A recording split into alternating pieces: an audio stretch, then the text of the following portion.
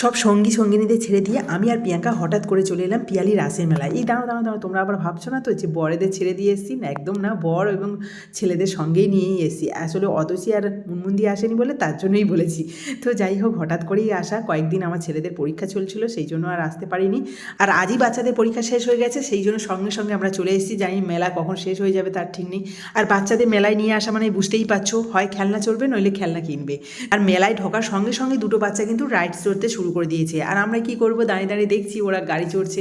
তারপরে দেখলাম যে পাশে এত সুন্দর ফুচকা বানাচ্ছে, আর তার সাথে সাথে গন্ধরাজ লেবুর গন্ধ আসছে, মনে হয় লোভও হচ্ছিল। তার সাথে সাথে বড়দের অফার এলো যখন, সঙ্গে সঙ্গে কিন্তু আমরা বাটি হাতে দাঁড়িয়ে পড়লাম। এবার কড়া করে কাঁচা লঙ্কা, ধনে পাতা আর তার সাথে গন্ধরাজ লেবু দিয়ে ফুচকাটা খেতে ওয়াও, যা দারুণ লাগছিল কি বলবো, ওহ জমে গেছিলো জাস্ট। তবে প্রিয়াঙ্কা ওর বরকে খাইয়ে দিচ্ছে, আমি তাই ভাবলাম যে আমার বরকে একটু খাইয়ে দিই, কিন্তু ও এত দূরে ক্যামেরা করছে, নিতেই চাইলো না।